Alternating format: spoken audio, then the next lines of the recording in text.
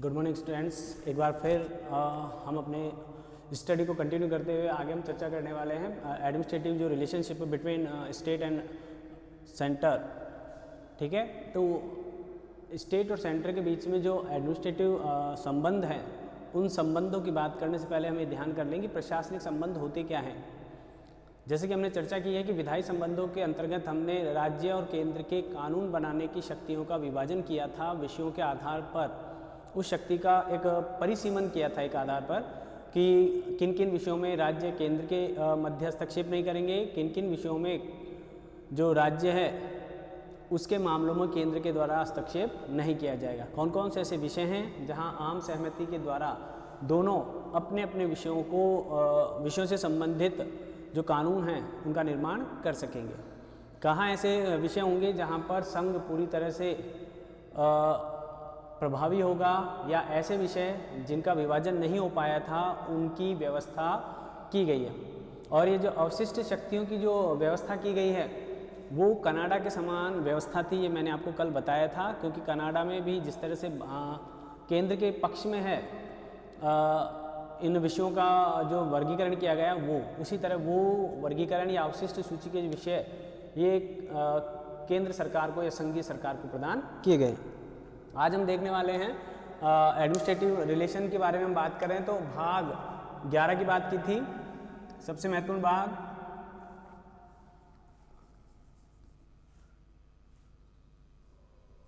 जो अक्सर मैं बताता रहता हूं आपको, तो ये जो एडमिनिस्ट्रेटिव जो या प्रशासनिक, ध्यान कर लें आप, जो प्रशासनिक विषय हैं उन प्रशासनिक संबंधों का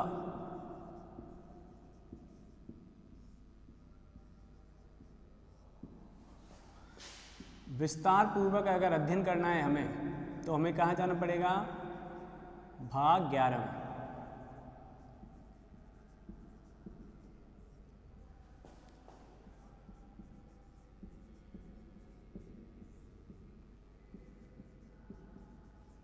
वो मिलेगा आपको संविधान के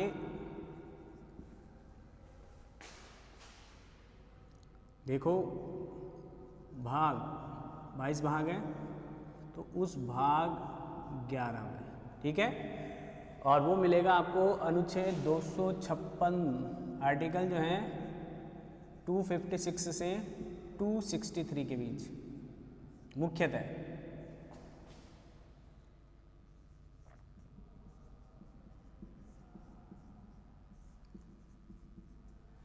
ये तो इसका इंट्रोडक्ट एड्रेस हो गया। अगर एड्रेस सही पकड़ेंगे आप तो आप कहीं भी किसी भी रूप से गलत नहीं जाएंगे। अगर आप किसी रास्ते पर गलत ही चल रहे हैं, गलत एड्रेस लेकर चल रहे हैं, तो सफलता की जो गारंटी है वो वहीं आपके गलत रास्ता चुनते ही समाप्त हो जाती है। और अगर आप सही रास्ते पर चलेंगे तो एक न एक दिन करते करते प्रयास कोशिश करते करते आप अपनी मंजिल तक जरूर पहुँचेंगे, ठीक है। तो ये आपका एड्रेस है। अगर आपको प्रशासनिक संबंधों का अध्ययन करना है केंद्र राज्य के मध्य, तो भाग 11 के आर्टिकल 256 से लेकर 263 के बीच में इसका विशेष विवरण दिया गया। हालांकि कुछ ऐसे अनुच्छेद भी हैं जो 256 से लेकर 263 के बीच में नहीं आते हैं, लेकिन वे भी केंद्र राज्य संबंधों के अंतर्गत लिए जाते हैं। जैसे आपातकाल की बात करेंगे, आपातकाल में जो 356, 352, 360, 365, 355 जो भी हैं, ये सब कहीं ना कहीं केंद्र और राज्य के प्रशासनिक संबंधों को निर्धारित करने का काम करते हैं। अब देखिए आगे चलते हैं हम। आगे अगर हम चल रहे हैं तो देखें किस तरह से वर्गीकरण किया गया है। उससे पहले हम देख लें आगे 3 प्रकार से वर्गीकरण किया गया है।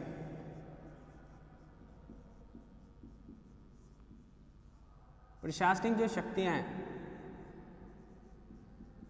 एडमिनिस्ट्रेटिव जो पावर्स हैं, उन पावर्स का जो क्लासिफिकेशन किया गया है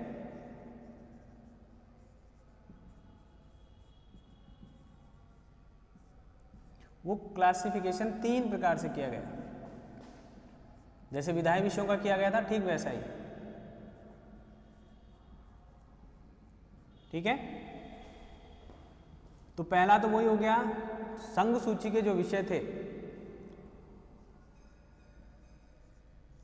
अनुच्छेद 73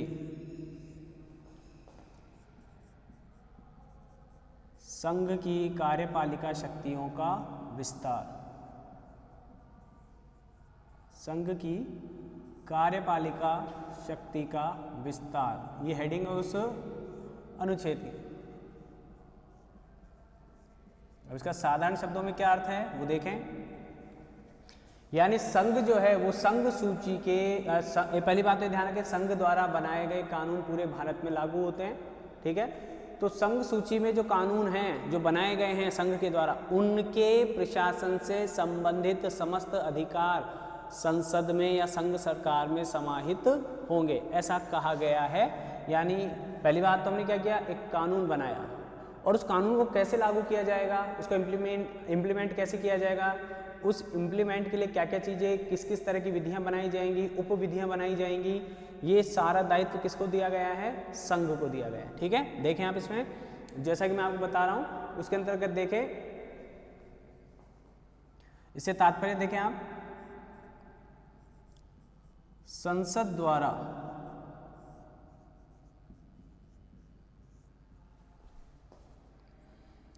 निर्मित विधि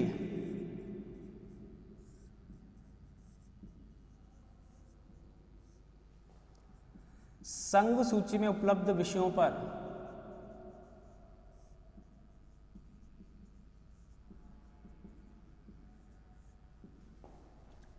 संघ सूची से संबंधित विषयों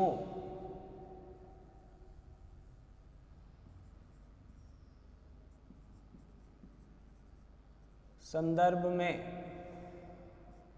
प्रशासनिक पावर्स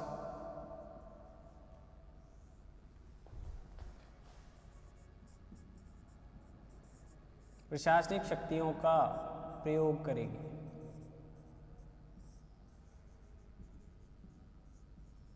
यानी संसद जो संघ सूची के जो विषय हैं उनको इम्प्लीमेंट करने के लिए जो कानून बनाए जाएंगे, उन कानूनों के माध्यम से अपनी कार्यपालिका शक्तियों का क्या करेगी, प्रयोग करेगी। अब यहाँ पर कह दिया गया, स्पष्ट कह दिया गया कि ये जो कानून बनाए गए हैं उनके इम्प्लीमेंट की जिम्मेदारी भी किसकी कर दी गई है, संसद की। संसद चाहेगी वैसे उस प्रकार से उसके प्रभावी करने के कानून बना सकती है, ठीक है। अब आगे चलता अनुच्छेद 162 भी कुछ इसी तरह का है, लेकिन वो राज्य के संदर्भ में।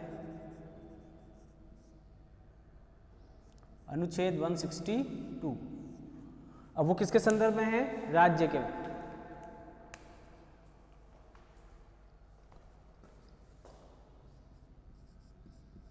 ये कह रहा है कि राज्य की व्यवस्थापिका संबंधी या कार्यपालिका शक्ति, व्यवस्थापिका तो मैंने गलत कह दिया, व्यवस्थापिका तो कानून निर्माण से संबंधित। राज्य की कार्यपालिका शक्ति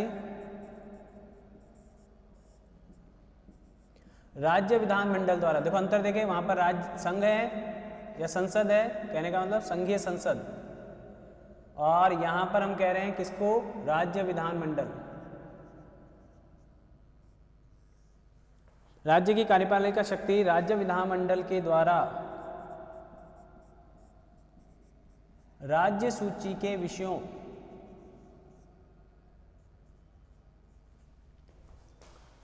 राज्य सूची के विषयों तक विस्तारित है।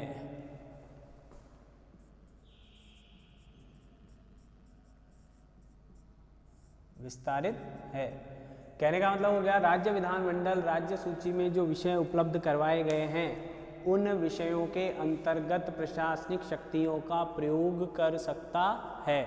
उससे इतर या उससे बाहर जाकर अपनी प्रशासनिक शक्तियों का प्रयोग राज्य की विधानमंडल के द्वारा नहीं किया जाएगा, ठीक है। यानी राज्य के विधानमंडल ने जो कानून बना दिए गए हैं राज्य सूची के विषय पर, उनके इम्प्लीमेंट की शक्ति दी गई है किसको, राज्य को। अब वो प्रशासन के अंतर्गत किस प्रकार से तय की जाएगी, किस प्रकार से उसका पालन किया जाएगा, ये राज्य के ऊपर छोड़ दिया गया है, ठीक है। आगे देखें एक और जो तीसरी जो सूची है जिसकी हम बात करते हैं समवर्ती सूची के रूप में, उससे पहले देख लें एक बार इसमें क्या क्या आपको इंपॉर्टेंट याद रखने हैं। एक तो इसका भाग, तीनों वैसे तो भाग कॉमन ही आएंगे, विधायी संबंध हो, व्यवस्थापिका या कार्यपालिका संबंधी व्यवस्था हो, और चाहे वित्तीय व्यवस्था हो। अनुच्छेदों में परिवर्तन आ जाएगा, तो ये अनुच्छेद है। मैं आपसे इसलिए जोड़ देता हूं क्योंकि ये बड़े बड़े एग्जाम्स में सीधा इतना ही पूछा गया है कि यूपीएससी से संबंधित अनुच्छेद कहाँ से शुरू होते हैं, या कौन सा अनुच्छेद यूपीएससी से संबंधित है, कौन सा अनुच्छेद मूल अधिकारों से संबंधित है, कहाँ से शुरू होते हैं, पहला पहला पूछ लेते हैं कई बार। या ऑप्शन में उनके शुरुआती ऑप्शन दे दिए जाते हैं 315, 324, 256, 245, इस तरह के शुरुआत के। तो वहाँ से इस तरह से प्रश्न आजकल थोड़ा डीप में जाने लगे हैं, इसलिए आप ये कोशिश करें, आप ये ध्यान रखें। और कुछ लोगों ने कहा है, कई बार कहा भी गया है कि ज़रूरी नहीं है कि आपके पास हर प्रश्न का जवाब हो, ज़रूरी ये है कि आप हर प्रश्न के लिए अपने आप को तैयार रखें, क्योंकि ऐसा पॉसिबल नहीं है कि हर प्रश्न का जवाब आप ढूंढ पाएँ। लेकिन ये ज़रूरी है कि लाइफ में जितने भी क्वेश्चंस आते हैं वो आउट ऑफ कोर्स होते हैं। पहली बात तो लाइफ में जब आप स्ट्रगल करते हैं तो वहाँ ऐसी परिस्थिति में आपको हर परिस्थिति से, हर प्रश्न से, प्रश्न का मतलब परिस्थिति हो गई, से आप किस प्रकार सामना कर सकते हैं, उसके लिए आप अपने आप को तैयार रखें। आप पूरी तैयारी करके भी जाएंगे तो परिस्थिति या ज़िंदगी या जो सफलताएं हैं या मंजिल है वो अपना सिलेबस चेंज कर देती है, फिर क्या करेंगे आप। तो ऐसा तो हमें हर तरीके से अपने आप को याद रखना है। एक एक अनुच्छेद याद हो जाए वो तो पॉसिबल है, शायद इम्पॉसिबल भी हो सकता है, लेकिन कुछ मेन जो भाग हैं या मेन जो अनुच्छेद हैं स्टार्टिंग से लास्ट तक के जिस तरह यहाँ दिए हैं, उनको अगर आप याद कर लेते हैं तो आपके लिए बहुत बेनिफिशियल रहेगा, बहुत फ़ायदेमंद रहेगा। तो हम बात करें तो प्रशासनिक शक्तियों के प्रकार 3 प्रकार से बताए गए हैं। एक तो कार्यपालिका की जो राज्य सूची, संघ सूची है या केंद्रीय जो सूची है, उस सूची के विषयों की, उससे संबंधित जितने भी प्रशासनिक पावर्स होंगी वो किसको दी गई हैं, संसद को। ठीक है, संघ सूची के राज्य से संबंधित जितने भी विषय हैं और उनसे संबंधित जितनी भी प्रशासनिक व्यवस्थाएं स्थापित करनी है वे सारी किसमें हैं, राज्य विधानमंडल को दी गई है। ठीक है, आगे चलते हैं, इसको देख लें, ध्यान कर लें।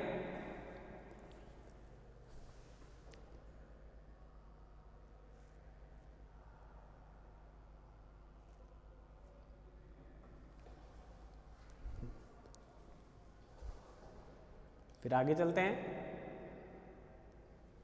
क्योंकि हमारा जो मेन उद्देश्य है वो मेन उद्देश्य है कि हम अपने इस विषय को कितना अच्छा तैयार कर पाते हैं।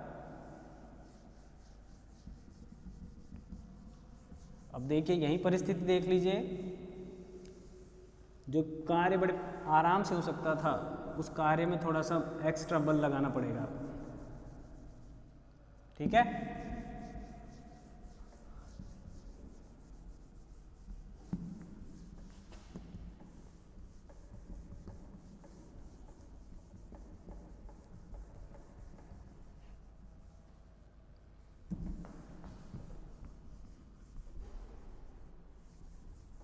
और हो सकता है शायद ये नया पेन ऐसा चल रहा हो, क्योंकि ये तो बड़े आराम से साफ हो रहा है। देखो तो आज कुछ नया एक्सपीरियंस मिला कि नया पेन, नई चप्पल जिस तरह से दिक्कत करते हैं उसी तरह से नया मार्कर भी थोड़ी सी क्या कर रहा है, दिक्कत कर देता है। चलिए अब आगे चलते हैं। हम एक सूची और बताई थी हमने,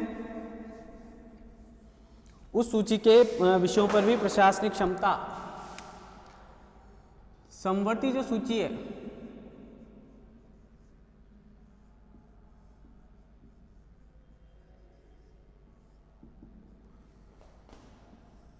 समवर्ती सूची के विषयों पर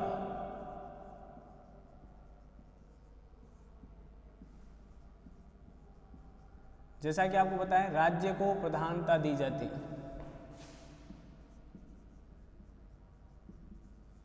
के संदर्भ में जो भी प्रशासनिक शक्तियां हैं, कृषि हो, वन हो, पक्षी हो, वन्य जीव हो, प्रशासनिक शक्तियां राज्य के पक्ष में हैं,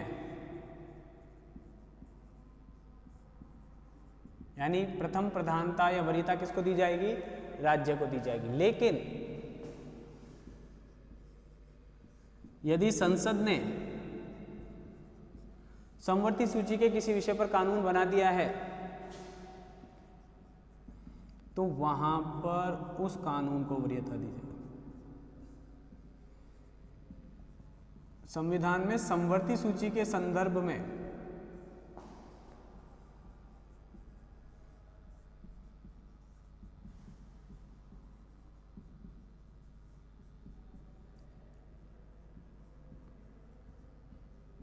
कोई उपबंध या नियम बना दिया गया।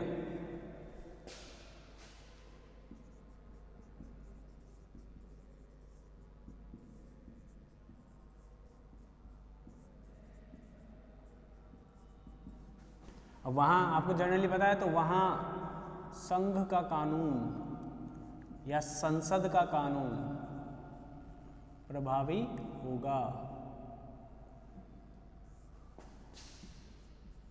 कहने का मतलब है विवाद की स्थिति में संघ सूची और समवर्ती सूची और अवशिष्ट सूची, मतलब कहने का मतलब संघ सूची और अवशिष्ट सूची पर तो कोई विवाद नहीं है, लेकिन समवर्ती सूची के किसी विषय या कानून को लेकर केंद्र और राज्य के मध्य कोई विवाद होगा तो वहाँ पर किसकी जीत मानी जाएगी? संघ। उसके प्रशासन समेत कानून तो वही बनाएंगे। अब जब कानून संघ बनाएगा समवर्ती सूची में विवादास्पद बिंदुओं पर, तो फिर उसके प्रशासन से संबंधित कानूनी शक्ति भी किसके पास होगी? संघ के पास होगी। ऐसा इसके अंतर्गत बताया गया। ठीक है, ये तीनों सूचियां और तीनों सूचियों के अंतर्गत प्रशासनिक शक्तियां केंद्र को दी गई हैं, राज्य को दी गई हैं, केंद्र और राज्य दोनों को दी गई हैं, लेकिन केंद्र की प्रधानता के साथ समवर्ती सूची में संसद को ज़्यादा वरीयता दी गई है। ठीक है, अब आगे चलते हैं। आगे चले, ये हमारा काम हुआ वर्गीकरण का, या हमने वो जो शक्तियां बताई थी उन शक्तियों का। अब आगे चलते हैं। देखो आगे जब हम चल रहे हैं तो हमारे द्वारा ये ध्यान करना है कि केंद्र राज्य प्रशासनिक जो संबंध हैं उन प्रशासनिक संबंधों के अंतर्गत हम किस किस चीज का अध्ययन करना चाहिए।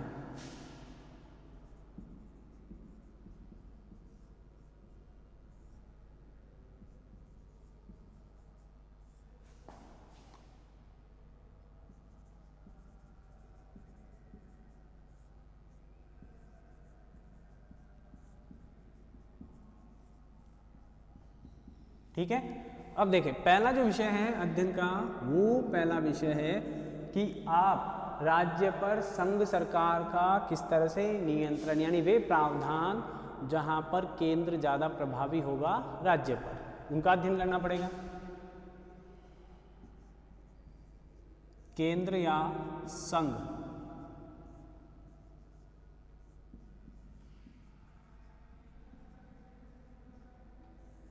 ठीक है। दूसरा हम पढ़ेंगे कि वो विषय जहां पर केंद्र और राज्य एक दूसरे को सहयोग करते हैं प्रशासन में, केंद्र और राज्य का सहयोग। ठीक है। तीसरा हम वो पढ़ेंगे कि इनके बीच जो विवादास्पद प्रशासनिक बिंदु हैं, विवादास्पद का मतलब जहां से तनाव उत्पन्न होता है, ये जब तीनों हम पढ़ लेंगे, इनकी जानकारी हमारे पास होगी तो हम आप बड़ी आसानी से बता सकेंगे कि राज्य और केंद्र के संबंध कब कौन सी सरकार के मध्य अच्छे रहे और कब किस सरकार के मध्य ज़्यादा अच्छे नहीं रह रहे। ठीक है, तो आप देखें कि सीधी सी बात है कि वैसे तो भारत राज्यों का संघ है, राज्यों को अपनी स्वायत्तता प्रदान की गई है, केंद्र को अपनी विशेषज्ञता प्रदान की गई है। जिन मामलों में केंद्र का हस्तक्षेप आवश्यक है या जिन विषयों में पूरी तरह से संघ को कार्य करना है या संसद को कार्य करना है या केंद्र सरकार को कार्य करना है, वे विषय पूरी तरह से उनके प्रशासनिक क्षेत्राधिकार के अंतर्गत आते हैं, तो वहाँ कोई दिक्कत ही नहीं कर सकता संघ, और केंद्र के विषयों में राज्य को हस्तक्षेप नहीं कर सकता। दिक्कत वहाँ आएगी कि जहाँ राज्य और केंद्र के मध्य किसी तरह का कोई टकराव होगा।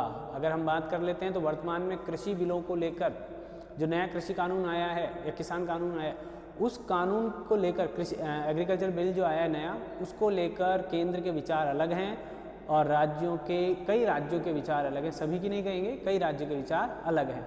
तो इस तरह से ये अब कानून बना रहे हैं कृषि समवर्ती सूची के विषयों में। सीधी सी बात है, जैसे हमने अभी चर्चा की थी, तो समवर्ती सूची में वरीयता किसको मिलेगी? राज्य को।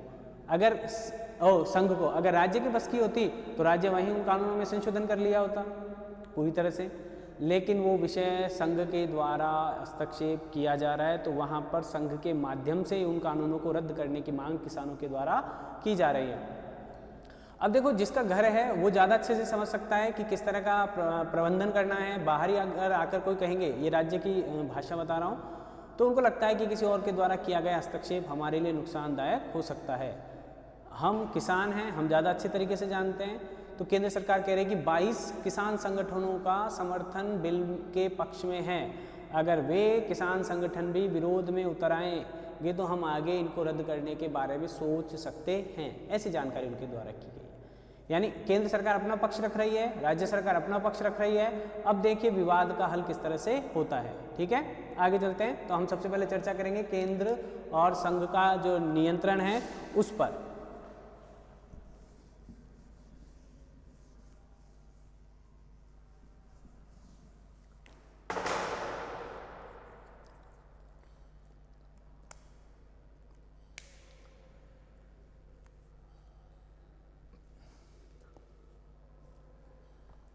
अब जो मैं बात आपको बता रहा हूँ वो है कि केंद्र के द्वारा किस तरह से नियंत्रण स्थापित किया गया है। पहला नियंत्रण है कि केंद्र राज्य सरकारों को क्या दे सकते हैं, निर्देश दे सकते हैं।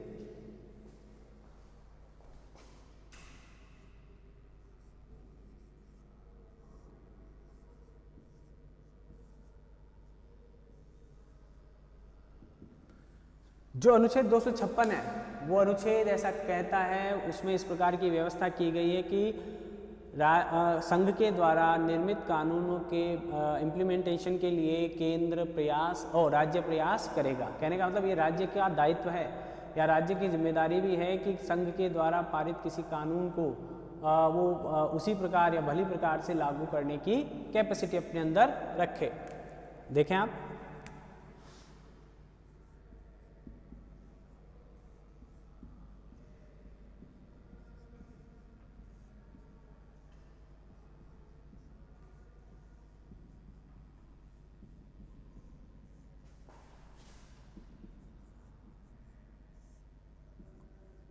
निर्मित कानून का या कानून की ऐसा कर देते हैं, कानून का लागू किया जाना राज्य सरकार के द्वारा सुनिश्चित किया जाए। राज्य सरकार के द्वारा सुनिश्चित किया जाए।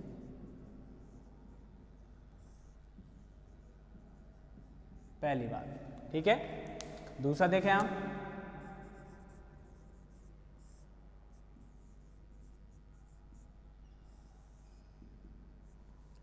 दूसरा कह रहा है कि राज्य ऐसा कोई कानून न बनाए,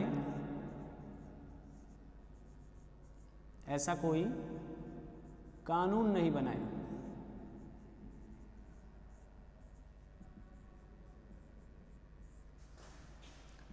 जो कि संघ या केंद्र के कानून से,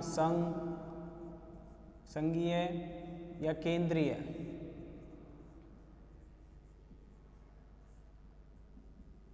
कानून से किसी भी प्रकार का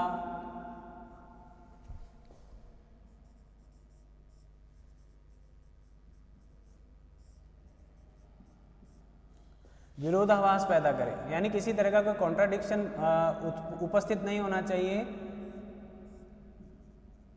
अन्यथा परिस्थितियां कैसी होती जाती हैं, तनावपूर्ण होती जाती हैं। ठीक है। इसके अलावा देखें आप अनुच्छेद 258, अनुच्छेद 258, ठीक है। अनुच्छेद 258 ये कहता है कि संघ चाहे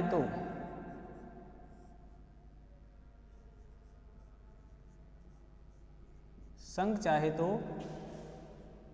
किसी विषय का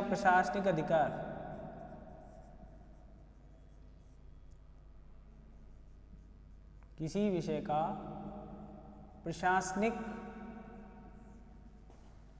अधिकार राज्य को दे दे।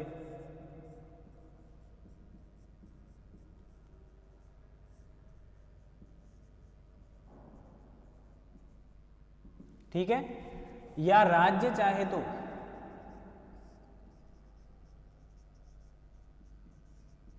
अपनी सूची का जो विषय है या कोई अन्य जो विषय है उस पर वो संघ को दे दे।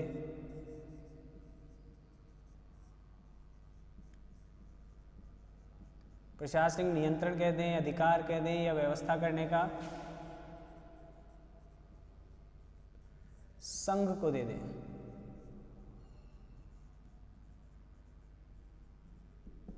ठीक है, तो ये अनुच्छेद जो हैं वो तीनों जो अनुच्छेद हैं वो अपने आप में ये बता रहे हैं कि राज्य के द्वारा संघ को किस प्रकार से निर्देश दिए जा सकते हैं।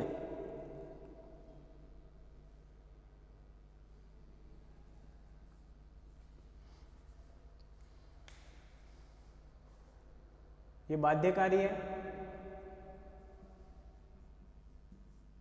बाध्यकारी होने का मतलब अगर ऐसा नहीं किया गया या व्यवस्थाओं में किसी प्रकार की कोई रुकावट पैदा हुई या पैदा की गई, यानी राज्य सरकार ने पैदा की या राज्य सरकार की क्षमता नहीं थी कि वो उन रुकावटों को दूर कर सके, तो ऐसी परिस्थिति में केंद्र वहाँ पर हस्तक्षेप कर सकता है, आपातकाल लगा सकता है, राष्ट्रपति शासन लगा सकता है। कहने का मतलब राष्ट्रपति शासन वहाँ पर लगाया जा सकता है ऐसी।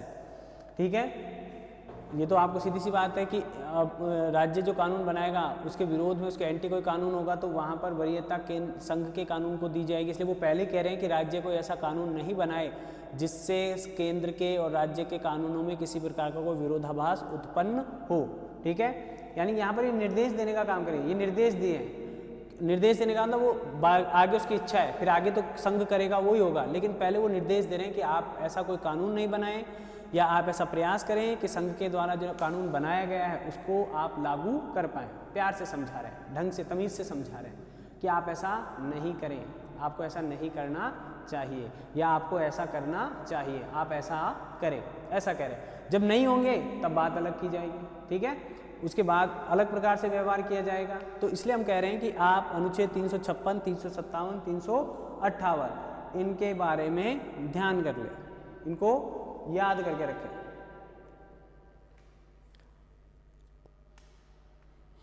आगे चलें, देखो यहां पर ये ध्यान रखें कि पालन सुनिश्चित किया जाए, ये बात कह रहे हैं। यहां पर हम कह रहे हैं कि कोई ऐसा कानून न बनाए जिससे विरोधाभास उत्पन्न हो, निर्देश दे रहे हैं यहां पर। संघ चाहे तो किसी विषय का प्रशासनिक अधिकार, अब इसका वहन कौन करेगा? संघ वहन करेगा। जो खर्चा एक्स्ट्रा होगा संघ द्वारा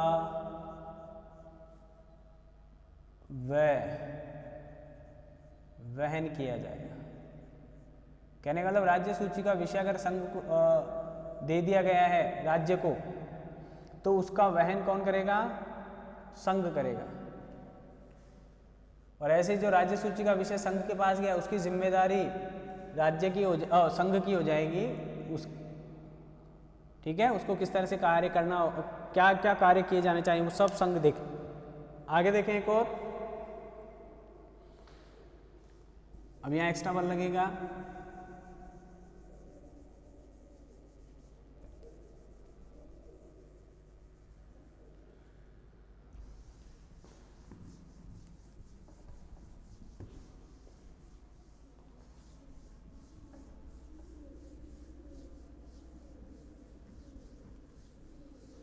अब आगे देखें,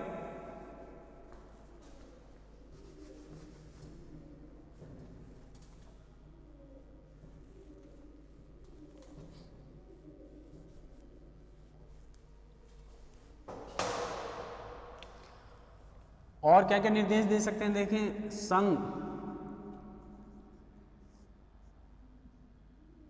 संचार सेवाएं,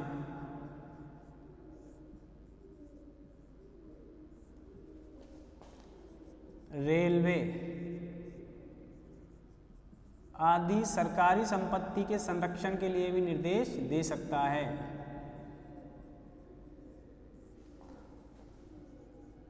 सरकारी संपत्ति के संरक्षण के लिए क्या दे सकता है? निर्देश दे सकता है।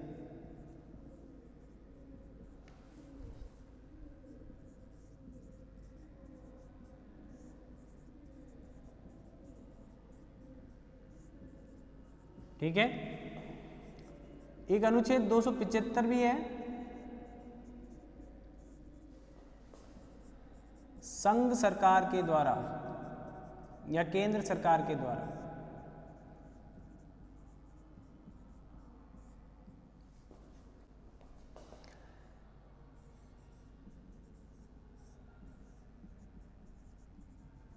किसी निश्चित शर्त या शर्तों पर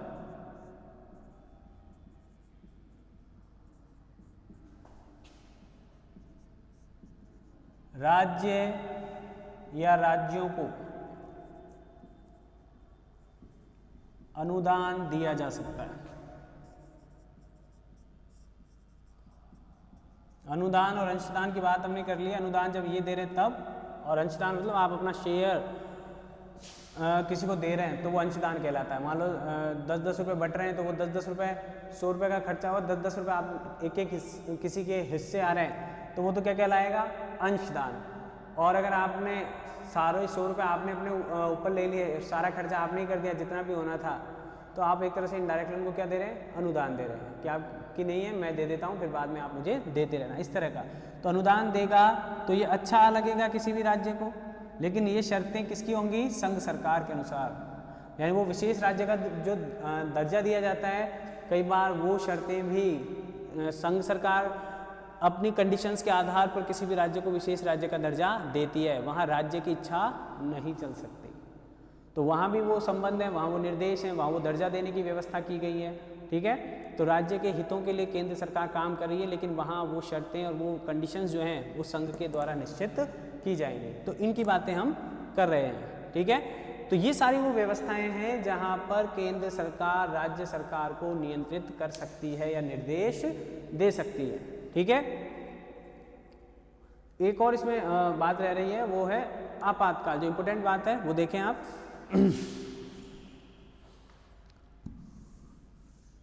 अब देखो आपातकाल 3 जगह, ठीक है, अब आपातकाल 3 जगह हैं, तो वहां पर 3 तरह के आपातकाल है।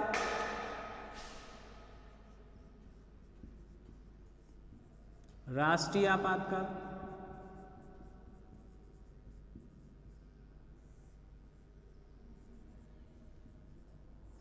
अब ऐसा आपातकाल आ जाएगा तो यहाँ पर राज्य की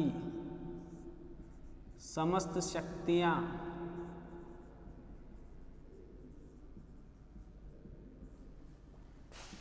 राष्ट्रपति के माध्यम से किसमें निहित हो जाएंगी, संसद में।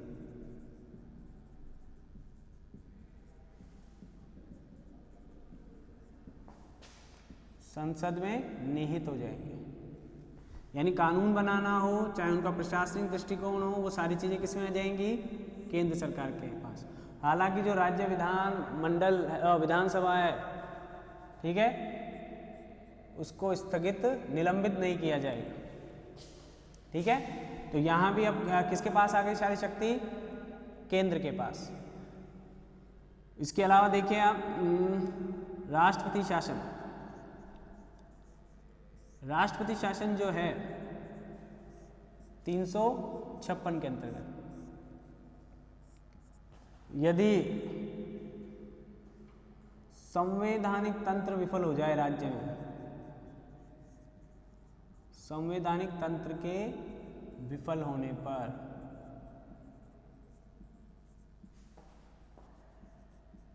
राज्य के प्रशासन की जिम्मेदारी किसके पास चली जाती है, संघ के पास।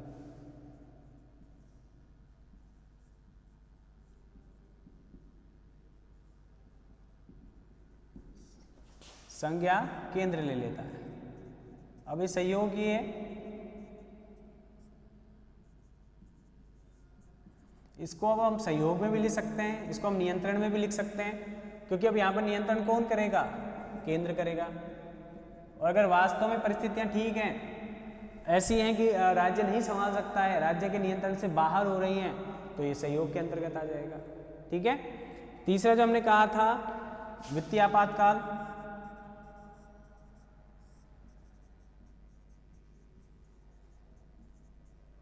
अनुच्छेद 360 के अंतर्गत,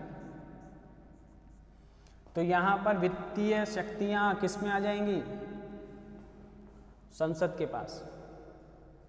ठीक है, वेतन भत्ते आदि कम कर दिए जाएंगे, वेतन में कटौती भी की जा सकती है। हालांकि ये लगा नहीं है तो इसका ज़्यादा हमें प्रभाव या दुष्प्रभाव अभी हमें पता नहीं है। वित्तीय आपातकाल के दौरान भी संघ प्रभावी भूमिका में रहेगा। राज्यों को निर्देश दे सकेगा। तो ये आपातकाल के समय ये सिचुएशन आती है, इस प्रकार से शक्तियों का स्थानांतरण हो जाता है, ट्रांसफ़र कर दिया जाता है, ताकि व्यवस्थाएं सुचारू रूप से या प्रशासनिक व्यवस्थाएं सुचारू रूप से अपना काम कर सके। वहीं पर एक और आता है, इसको यहाँ रख देते हैं हम।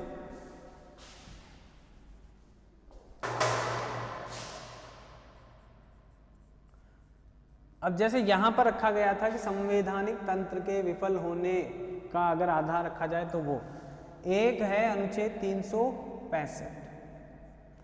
इस अनुच्छेद 365 में कहा गया है कि राज्य यदि केंद्र के निर्देशों का पालन करने में सक्षम नहीं है या पालन नहीं करवा रहा है चलाकर भी या असक्षमता के कारण, तो ऐसी स्थिति में भी उस राज्य में राष्ट्रपति शासन लगाए जाने की सिफारिश की जा सकती है या वहाँ राष्ट्रपति शासन लगाया जा सकता है। ठीक है, 365 अनुच्छेद 365 के आधार पर भी राज्य पर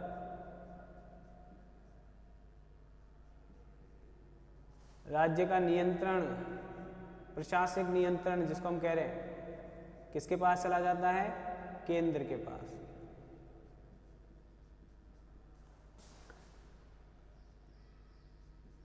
इसीलिए तो अब ये थोड़ा ठीक भी है, थोड़ा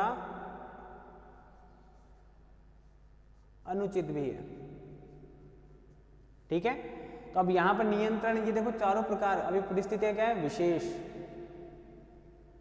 तो इनके आधार पर आप जब चर्चा करेंगे तो आप देखेंगे कि किस किस तरह से आप नियंत्रित नहीं होते। अगर आपके आधार पर ली जाए तो आपको आपके पेरेंट्स कह सकते हैं आप पढ़ते नहीं हैं, जो पढ़ने वाला उसको पढ़ाई के लिए नहीं कह सकते, ऑलरेडी पढ़ रहा है। आर्थिक आधार पर हस्तक्षेप कर सकते हैं आपके मामलों में, लेकिन आप फ्रेंड किसे बनाएंगे, मतलब लगभग हर मामलों में हस्तक्षेप कर सकते हैं। लेकिन कुछ मामले ऐसे हैं जहां आप उनकी सुनते हैं, कई मामले ऐसे जहां आप उनकी नहीं सुनते हैं। कई जगह आप उनको खुद गाइड कर सकते हैं, कई जगह वो आपको गाइड कर देते हैं। ठीक है, फैमिली ही अगर सही बैलेंस हो जाए तो हम देश की भी राजनीति बैलेंस कर सकते हैं। एक परिवार इसका उदाहरण है, ऐसा मैं कहना नहीं चाहता हूँ, लेकिन मैं बताना चाहता हूँ कि किस किस तरीके से अगर हम अपने पेरेंट्स को केंद्र माने और खुद को राज्य माने तो आप देख सकते हैं कि वो कहाँ कहाँ किस किस मैटर में किस किस प्रकार से हस्तक्षेप कर देते हैं या कहाँ कहाँ वो हमें निर्देश दे देते हैं। तो ऐसे यहाँ भी राज्य एक उसके सन या डॉटर के रूप में काम कर रहा है और जो संघ है वो उनके पेरेंट्स के रूप में काम कर रहा होता है। ठीक है, तो वहाँ वही रिलेशनशिप यहाँ आ जाती है कि आप पर कई बार अनुचित रूप से दबाव भी बनाया जा सकता है। ये तो संवैधानिक प्रावधान है, इसलिए आप इनके लिए मना नहीं कर सकते। ठीक है, तो यहाँ हमने बात की है कि किस तरह से संघ का नियंत्रण या निर्देश देने की शक्ति प्रदान की गई है भारतीय संविधान के द्वारा संघों, राज्यों को, भारतीय संघ में शामिल राज्यों को निर्देश दिए जा सकते हैं केंद्र सरकार के द्वारा। अब आगे देखते हैं सहयोग के क्षेत्र। अब जैसे मैं यहाँ अखिल भारतीय सेवाओं की भी चर्चा कर सकता था, लेकिन हम उसमें देखें उन पर नियंत्रण के संदर्भ में या सहयोग के संदर्भ में देखना चाहिए। तो ये सारे प्रशासनिक नियंत्रण हैं संघ के राज्य पर। अब देखते हैं आगे।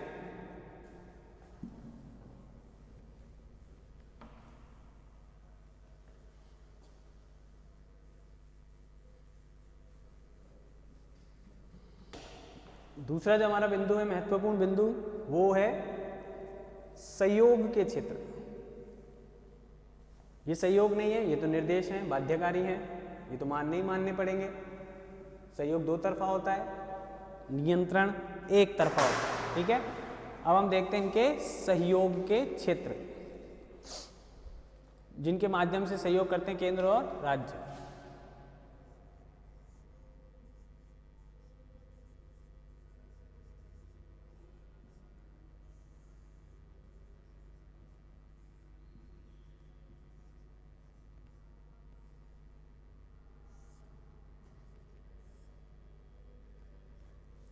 ठीक है, देखें अब इसमें देखो, भारत में जितनी भी सेवाएं हैं, सरकारी सेवाएं सबसे बड़ी है।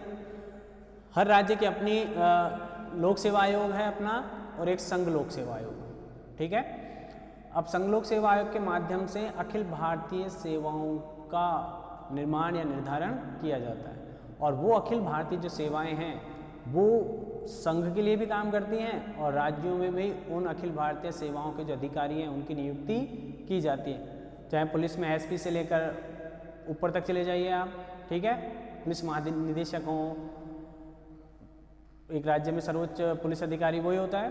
उसके अलावा आप देखें निम्न स्तर का, चाहे अतिरिक्त जिला कलेक्टर हो या तहसीलदार हो, मतलब शुरुआती चरण में, वहाँ से लेकर मुख्य सचिव तक की जो जॉब है वो भारत का जो मुख्य सचिव होता है वहाँ तक की जो पोस्ट होती है डिपार्टमेंटली, कहने का मतलब गृह सचिव, विदेश सचिव, रक्षा सचिव, ये जो जॉब है वहाँ तक व्यक्ति पहुँचता है। तो राज्य का जो मुख्य सचिव है वो भी अखिल भारतीय सेवाओं से आता है। देखें आप,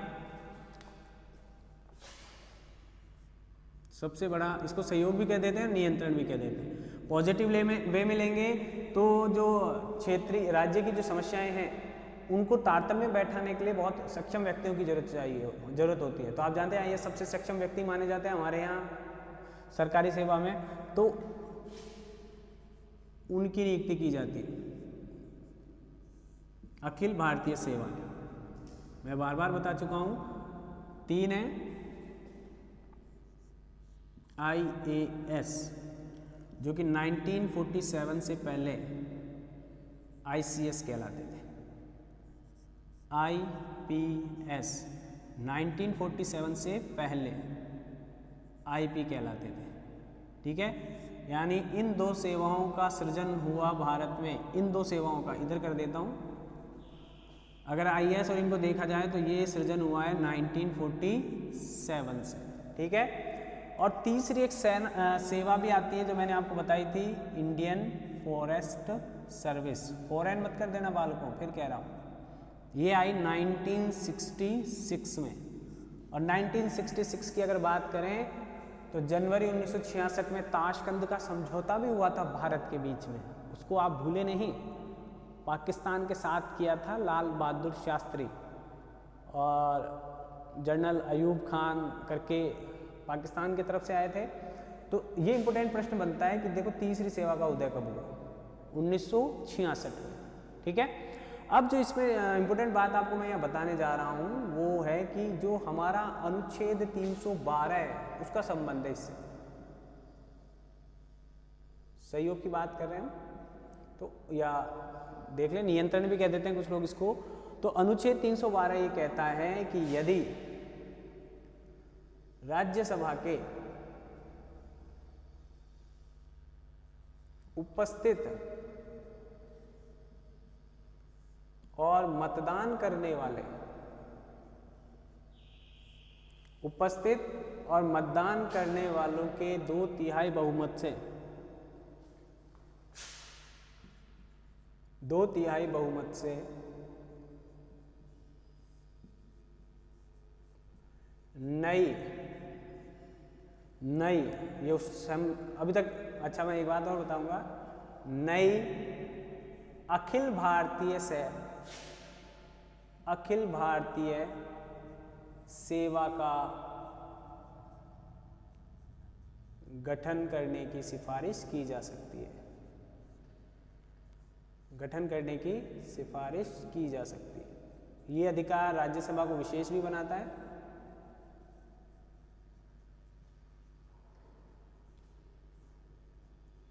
ठीक है। अब जो मैं आपको बताने वाला था वो मैं ये बताने वाला था कि ये नई है या नहीं है, ठीक है। तो यहाँ जो बात है कि ये दोनों है, ये पुरानी अंग्रेजों के ज़माने से चल रहे हैं हमारे यहाँ, ये नई है और ये कब तक नहीं रहेगी, जब तक कोई चौथी सेवा नहीं आ जाती। तो ये नवीन अखिल भारतीय जो सेवा है उसमें किस अनुच्छेद का और किस सदन का योगदान माना गया है, 1966, 312 और राज्यसभा का, ठीक है।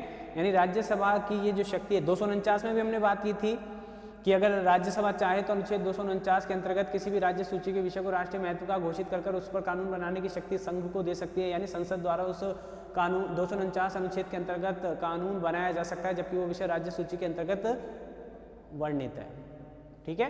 तो ये बात ध्यान रखें आप। तो यहाँ पर राज्यसभा को ये विशेष दिया गया 249 और 312। और भी बात करेंगे जब लोकसभा और उसमें विभाजन करेंगे हम, आप ये देखें एक बार, ठीक है ना। तो ये अखिल भारतीय सेवाएं शुरू की गई। अब देखो, इनके खिलाफ अगर शिकायत करनी है तो कहाँ करेंगे? गृह मंत्रालय में, ठीक है। शिकायत कौन देखता है इनकी? गृह मंत्रालय, चाहे वो किसी भी राज्य का अधिकारी हो, ठीक है। दूसरी बात, इनकी नियुक्ति और प्रशिक्षण, नियुक्ति और प्रशिक्षण, नियुक्ति और प्रशिक्षण कौन देगा इनको? केंद्र सरकार या संघ के द्वारा, केंद्र या संघ के द्वारा दिया जाएगा, ठीक है। वेतन कहाँ से लेंगे? जो राज्य में होंगे, जिस राज्य में कोटा आवंटित है तो उस राज्य के द्वारा। वेतन कौन देगा इनको? राज्य के द्वारा दिया जाएगा। लेकिन वेतन का जो निर्धारण है वो केंद्र करेगा। वेतन श्रृंखला या जो भी इनको वेतन होगा वो कौन करेगा? केंद्र सरकार करेगा, ठीक है। तो आप ये देखिए कि अब वेतन कहाँ से आ रहा है? राज्य से। नियुक्ति कहाँ हो रही है? राज्य में हो रही है। राज्य के अंतर्गत भी हो सकती है, केंद्र के अंतर्गत होगी, वो तो होगी, लेकिन कहाँ होगी? केंद्र और राज्य में। एसपी जो होता है, एसपी जिले का होता है, और एसपी से जितनी पोस्टें ऊपर जाती रहती हैं वो अखिल भारतीय सेवाओं के अंतर्गत आती हैं। आरपीएस से शुरू होता है, आरपीएस आता है एसपी में, लेकिन जैसे उससे ऊपर जाते जाएंगे आप, वहाँ आप केंद्रीय या इंडियन पुलिस सर्विस जो है उस सेवा के अंतर्गत जुड़ जाते हैं। कहने का मतलब क्या हो गया? अगर इसको अगर देखें और तरीके से, तो यानी इन डिपार्टमेंट्स पर या इन अखिल भारतीय सेवाओं पर पूर्ण नियंत्रण, ट्रांसफर, ये वो जो भी चीजें हैं, पूर्ण नियंत्रण या अंतिम नियंत्रण जो होता है वो किसका होता है? केंद्र का, ठीक है। लेकिन तात्कालिक जिस राज्य में है अभी एट ए प्रेजेंट, तात्कालिक नियंत्रण वो होता है राज्य सरकार का। इसलिए तो आपने सुना होगा ना कई बार, प्रतिनियुक्ति पर केंद्र सरकार ने भारत के जो राजस्थान के जो बड़े अफसर होते हैं, महत्वपूर्ण अधिकारी जो होते हैं, उनको केंद्र में बुला लिया जाता है, ठीक है। तो इस तरह से आप देख रहे हैं कि ये जो अखिल भारतीय सेवाएं हैं, उन सेवाओं के माध्यम से एक राज्य की मदद की जाती है केंद्र सरकार के द्वारा, प्रत्यक्ष या पॉजिटिव वे में अगर बात करें। कुछ लोग इसे नेगेटिव वे में लेते हैं, तो कहते हैं कि ये जो अधिकारी हैं ये इस राज्य में राज्य की सरकार या राज्य की गतिविधियों पर नज़र रखते हैं और उसकी रिपोर्ट कहाँ देते हैं? केंद्र सरकार को देते हैं। कुछ लोग ऐसा भी मान लेते हैं। हो सकता है अलग अलग परिस्थितियों में इन्होंने अलग अलग तरीके से काम किया हो, लेकिन मुख्य दायित्व जो इनका रहता है उस राज्य के प्रशासनिक ढांचे को, जो उच्च स्तर का प्रशासन है, उस उन प्रशासनिक कार्यों में राज्य सरकार की मदद करना, केंद्र सरकार की मदद करना, उनकी योजनाओं को लागू करने में सहायता देना, राज्य सरकार की योजनाओं को प्रभावी रूप से संचालित और लागू करने में सहायता देना इनका मुख्य कार्य होता है, ठीक है। और देखें इसके अलावा ये तो हो गई अखिल भारतीय सेवाएं, जो पहला हमारा सहयोग का क्षेत्र है। मतलब जहां पर दोनों बराबरी से काम कर रहे हैं, ये सहयोग का क्षेत्र कहाँ हो गया? जहां इनको बराबर महत्व दिया जाए। दूसरा जो कारण आता है वो आता है, या विवाद का जो बिंदु आता है वो आता है नदी जल विवादों को लेकर, ठीक है।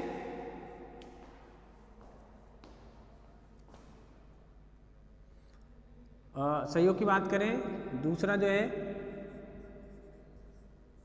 नदी जल विवाद या बंटवारा।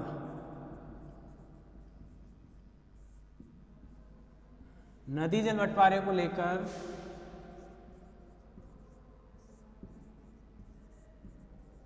केंद्र व राज्य मिलकर कार्य करते हैं।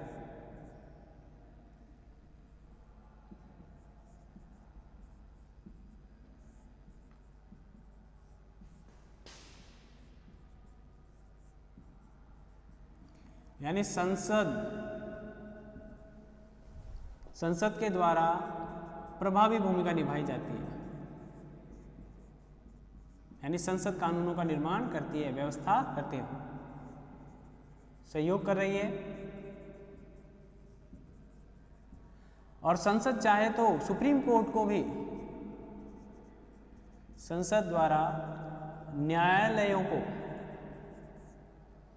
ऐसे मामलों से दूर रखा जा सकता है।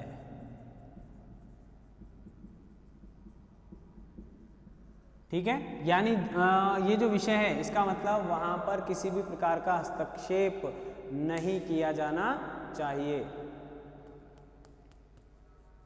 ठीक है, अब देखें अनुच्छेद 263। अनुच्छेद 263 क्या कहता है कि क्या राज्यों में विवाद, मान लीजिए तो अभी केंद्र सरकार है, एक समय ऐसा भी आता है जब केंद्र में भी बीजेपी या मान लो कांग्रेस और राज्य में बीजेपी या कांग्रेस, तो क्या वहाँ विवाद नहीं होते? विवाद तब भी होते हैं।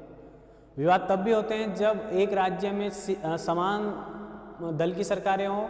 विवाद तब भी होते हैं जब एक राज्य में, मतलब राज्य और केंद्र में अलग अलग सरकारें हों, अलग अलग दलों की सरकारें हों।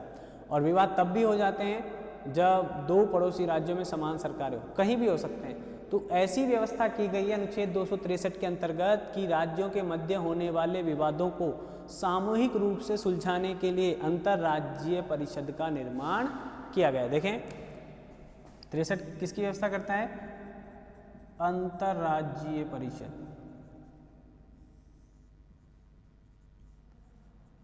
अब ये परिषद का क्या रोल है? परिषद का एक कार्य है कि जो भी राज्यों के मध्य विवाद हैं,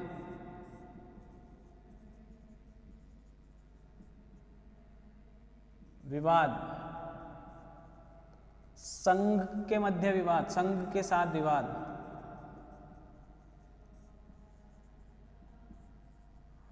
उनका सामूहिक रूप से क्या किया जाए? समाधान किया जाए।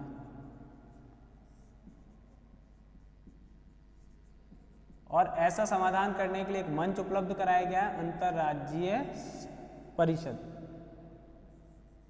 तो ये सहयोग की बात हो गई। आप अपना मत रखिए, सामने वाला अपना मत रखेगा, और उसके बाद जो डिसीजन लिया जाएगा वो डिसीजन आपके काम आएगा।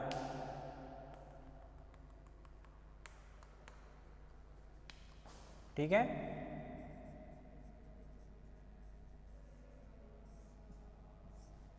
अनुच्छेद 263। आगे चलें और अनुच्छेद 261 जो ये कहता है कि भारत राज्य के किसी भी क्षेत्र में दीवानी मामलों को लागू की, अब देखो न्यायालय को हमने अलग रखा था, अब न्यायालय को अलग रखा था तो इसका मतलब इन राज्यों की अपनी जिम्मेदारी है कि वो भारत संघ में किसी न्यायालय के द्वारा पारित किसी भी सिविल ऑर्डर या सिविल डिसीजन को लागू करने की व्यवस्था करे। संघ नहीं कह रहा है इनको। ठीक है, तो अनुच्छेद 261 क्या कह रहा है वो भी देख लें। सहयोग का मामला है।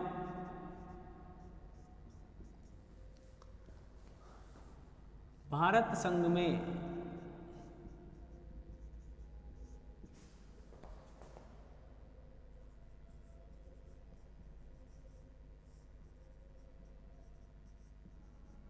दीवानी यानी सिविल दीवानी आदेश के पालना सुनिश्चित की जाए।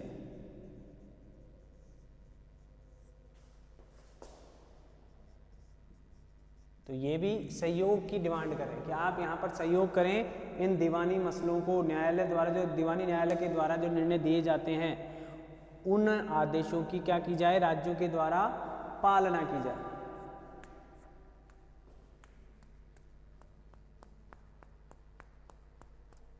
आगे चलें, देखें आप इसको देखेंगे तो आपके समझ में आएगा कि जो विवाद, यानी कहने का मतलब क्या हो गया, विवाद के बिंदु ये है। विवाद का बिंदु अभी एक और चर्चा करेंगे जब हम बात कर रहे हैं, तो इनको ध्यान कर लें। विवाद तो कभी समाप्त हुए हैं क्या? कभी नहीं हुए। बस उनको समाप्त करने का एक माध्यम आपके पास होना चाहिए।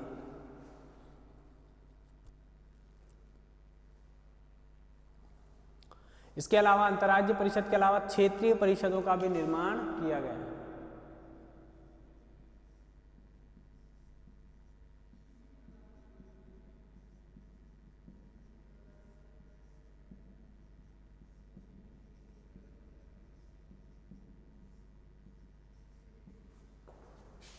निर्माण भी केंद्र राज्य संबंधों को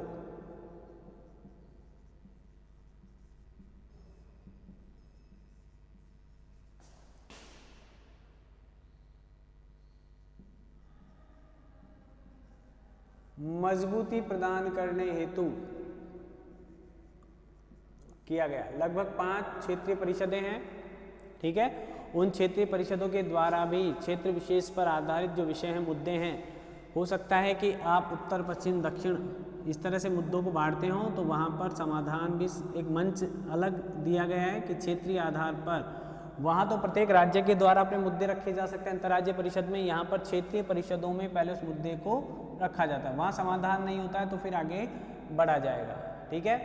अब देखिए इसके अलावा लोक सेवा आयोग जो बनाए गए, जिनकी मैं बात कर रहा था, लोक सेवा आयोग, चाहे वो राज्य लोक सेवा आयोग हो या संघ लोक सेवा आयोग हो,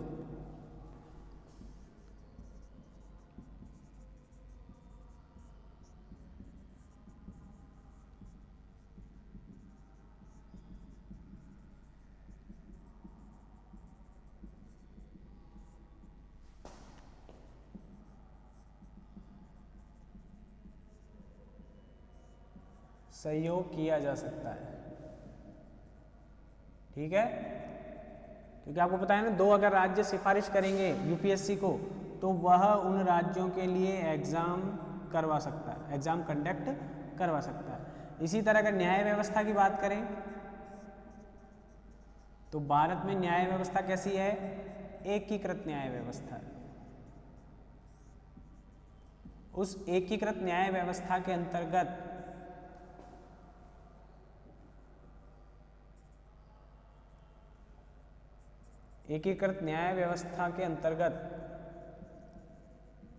ऐसा नहीं है कि संघों को कोई विशेष महत्व दिया जाता है। हमने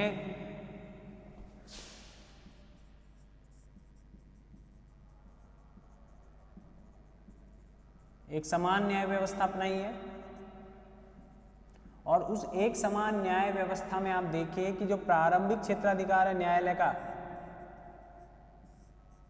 वो राज्यों के लिए ही है। राज्य के मध्य विवाद हो जाए, राज्य संघ के मध्य विवाद हो जाए, या एक तरफ 3 हो, राज्य और संघ, तो भी वो इससे ही जुड़ा हुआ है। तो एक समान न्याय व्यवस्था हम उपलब्ध कराना चाह रहे हैं। तो ये न्याय व्यवस्था भी कहीं ना कहीं उनके आपसी संबंधों को नियमित करने, निगमित करने या संतुलित करने का प्रयास करते हैं। मतलब कहने का मतलब है कि कहीं भी न्याय व्यवस्था एक पक्ष में झुकी हुई नहीं है। कई बार उसने केंद्र सरकार को भी निर्देश दिए हैं, कई बार उसने राज्य सरकार को भी निर्देश दिए हैं, जो कि उन तात्कालिक परिस्थितियों में अति आवश्यक होते हैं, ठीक है। तो ये जो थे संघ और राज्य की आपसी संबंधों को मजबूत बनाने के जो सहयोग क्षेत्र हैं, उनकी हमने चर्चा कर ली है, ठीक है। अब ये जो सहयोग क्षेत्र हैं, इन सहयोग क्षेत्रों के माध्यम से राज्य के द्वारा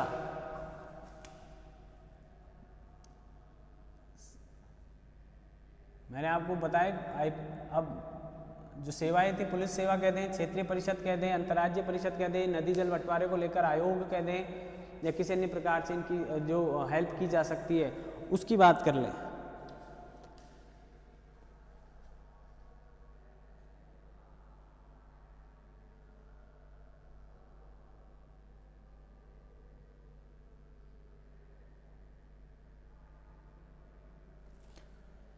देखें आप इसको, ये इतने हैं।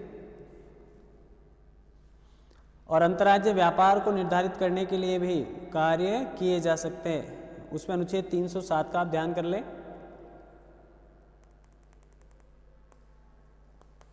तो ये आपके सहयोग का क्षेत्र पूरा हुआ, किसका? केंद्र और राज्य के मध्य। तो ये कहीं ना कहीं भारत की जो ढांचा ऐसा निर्मित किया गया है, अगर इन क्षेत्रों की बात करें तो आप निर्वाचन आयोग को भी देख लें, मानवाधिकार आयोग को देख लें, किसी पर न्याय व्यवस्था को देख लें, 2 बनाई गई है।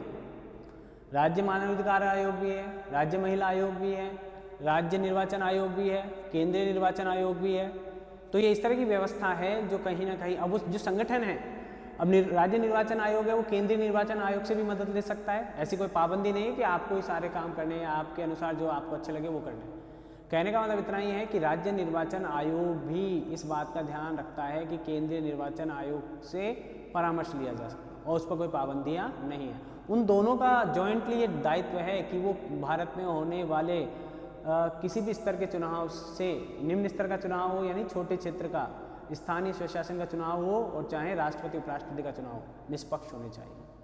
ठीक है, तो वहाँ पर वो केंद्रीय निर्वाचन आयोग भी राज्य में होने वाले चुनावों पर पूरी नज़र रखता ही है। स्थानीय चुनावों के संदर्भ में भी राज्य निर्वाचन आयोग को निर्देश दे सकता है। ऐसे यूपीएससी आरपीएससी मैंने बताया, दोनों एक दूसरे का सहयोग ले लेते हैं। मानवाधिकार आयोग की बात कर लें चाहे निर्वाचन आयोग, तीनों ही मैंने इस बड़े बड़े जो आयोग थे उनके बारे में आपको बता दिया है। ठीक है, राज्य में होने वाले महिलाओं के विरुद्ध किसी कृत्य को राष्ट्रीय महिला आयोग के ध्यान में भी लाया जा सकता है या राज्य महिला आयोग भी उस मामले में हस्तक्षेप कर सकता है। तो ये सहयोग के क्षेत्र हैं, ये एक दूसरे को सहयोग कर सकते हैं। ठीक है, अब अगर हम देखें तो आते हैं इसके विवाद के बिंदु कौन कौन से हो सकते हैं।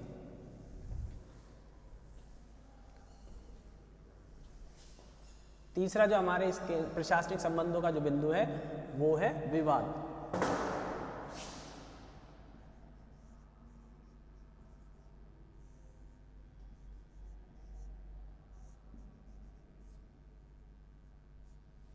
ठीक है, विवाद जैसे मैंने कहा, विवाद कहीं भी हो सकते हैं, विवाद किसी विषय से भी संबंधित हो सकते हैं और उन विवादों का समाधान या उन विवादों की जो प्राथमिकता है उस प्राथमिकता के द्वारा ये निश्चित किया जाएगा कि वो विवाद किस तरह से सुलझ सकते हैं।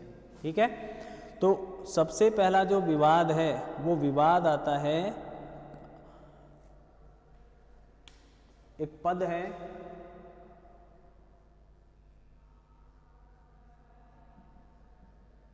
राज्यपाल।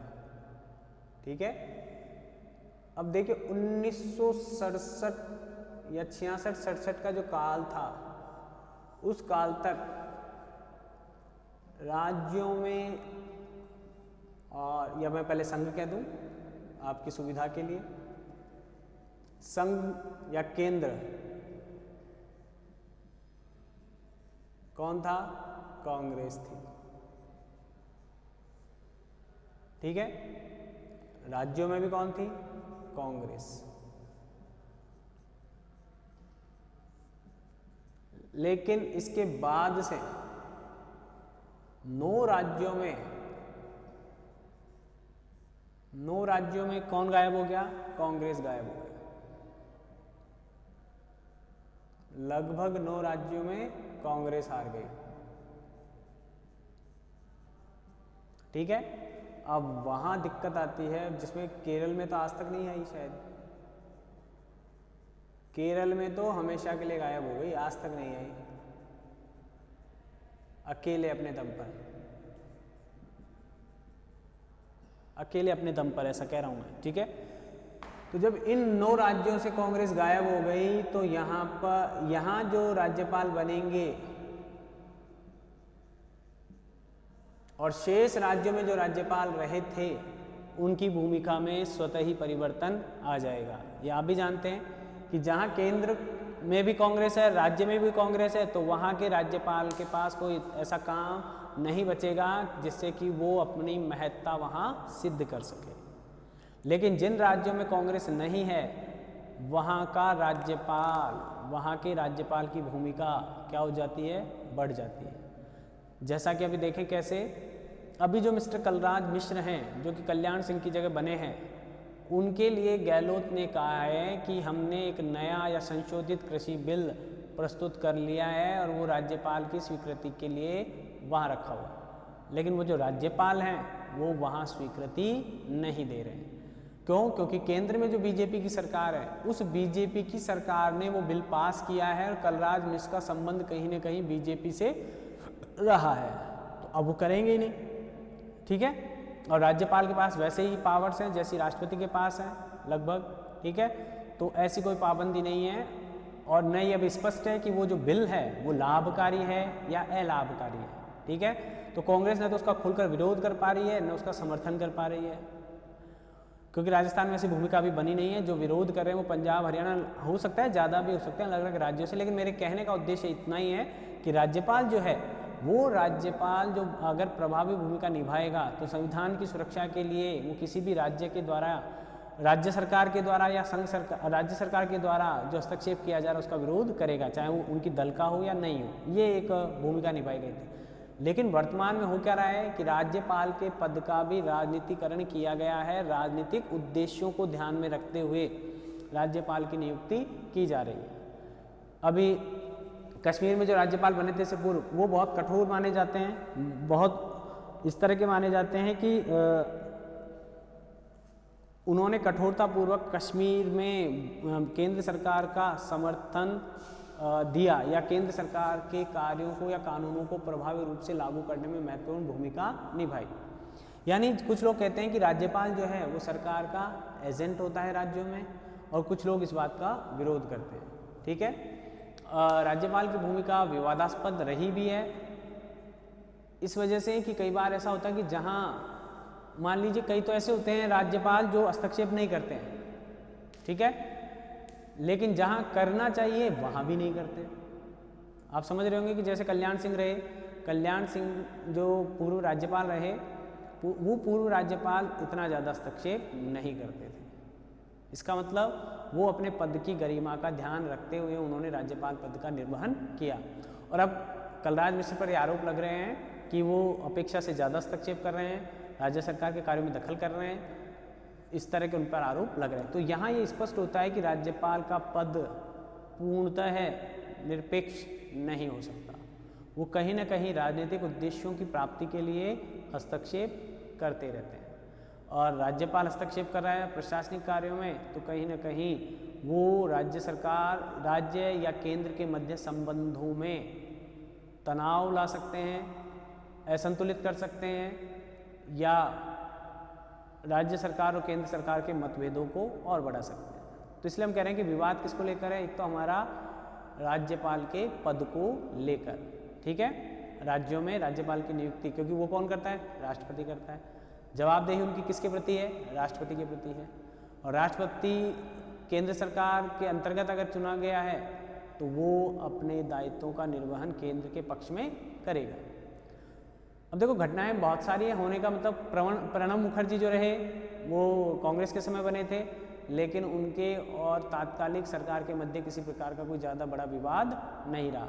कई मामलों में उन राष्ट्रपति ने बीजेपी सरकार का समर्थन किया, डायरेक्टली या इनडायरेक्टली, ऐसा। तो इसलिए हम ये भी नहीं कह सकते कि पूरी तरह से राष्ट्रपति या राज्यपाल का पद राजनीतिक आधारों पर केंद्रित होता है। कहीं कहीं वो अपने संवैधानिक पद जो दिया गया है उस पद के दायित्वों का भी निर्वहन ईमानदारी के साथ करते हैं, लेकिन उनका प्रतिशत कुछ कम है। ठीक है, तो सबसे विवादास्पद जो बिंदु है केंद्र राज्य संबंधों के या प्रशासनिक संबंधों के मध्य, वो आता है राज्यपाल का लेकर।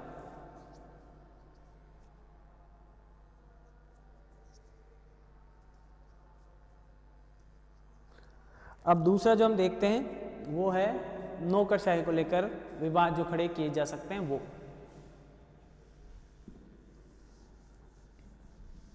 अब मैं आपको एग्जाम्पल देने की जरूरत ही नहीं है, आप खुद भी इतने सक्षम हैं। जैसे अगर मैं कहूं तो राज्यपाल का पद क्यों, ये किसी भी विधेयक को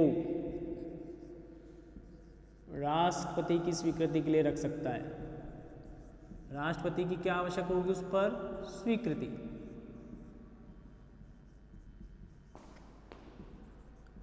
आरक्षित कर सकता है,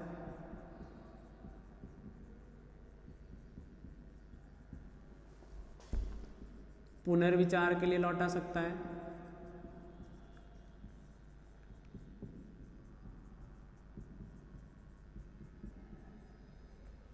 या पॉकेट वीटो की तरह रख सकता है।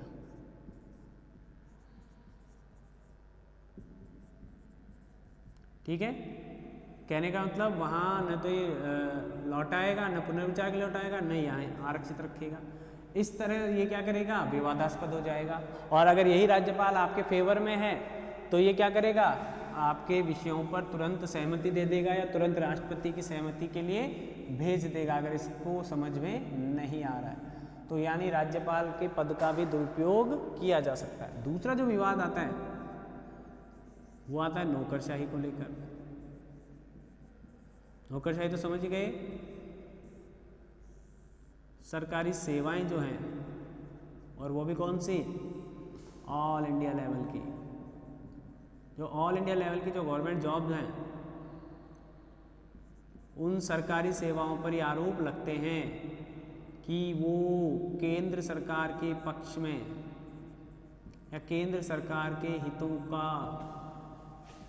हितों के लिए काम करती हैं।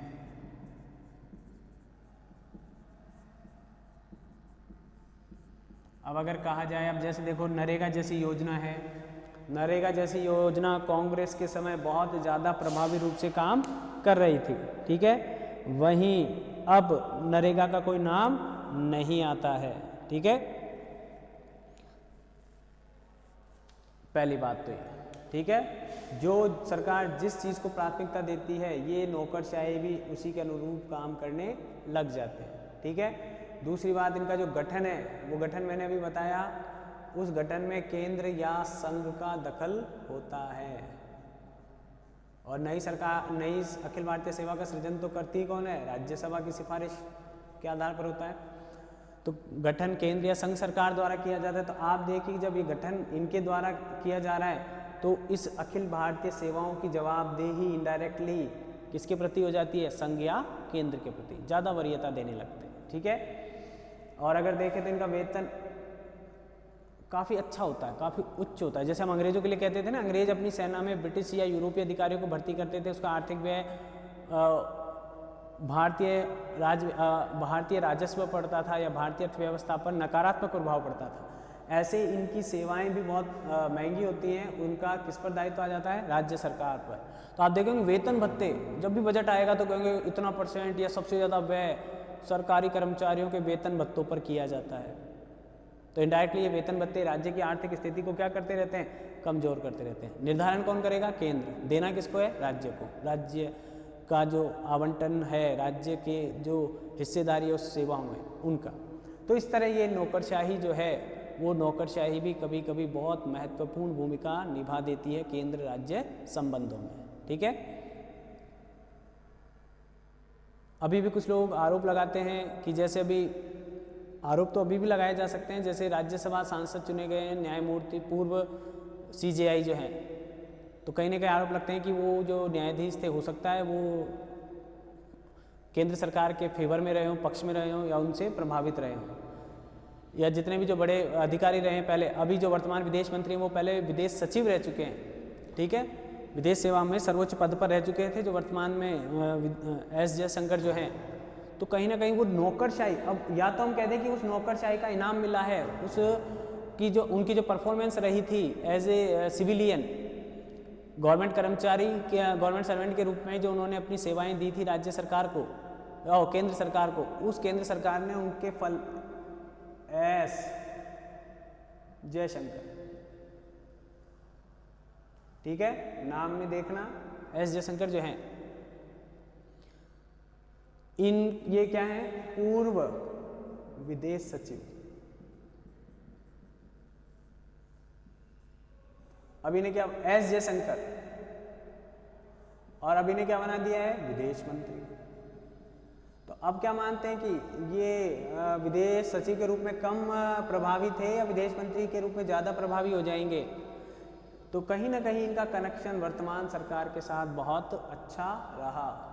जो इनका कम्युनिकेशन था वो कम्युनिकेशन वर्तमान गवर्नमेंट के साथ क्या है? बहुत अच्छा रहा। तो इसका लाभ मिला है, इसका इनाम दिया गया है, ये हम नहीं कह सकते। लेकिन इससे ये स्पष्ट होता है कि ये जो व्यक्ति थे ये सरकार की नीतियों योजनाओं का पालन करने में अच्छी तरह सक्रिय होकर काम कर रहे थे, ऐसा ही कह सकते हैं पॉजिटिव वे में।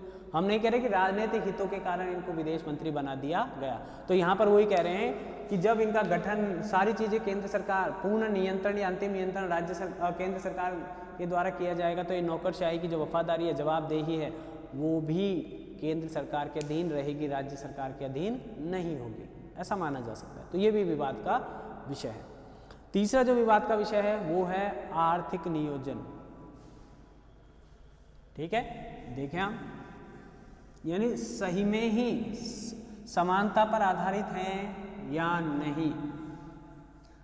अगर आलोचनात्मक मूल्यांकन करेंगे तो हम कहेंगे कि भारत के जो केंद्र राज्य संबंध हैं, आर्थिक या वित्तीय नियोजन,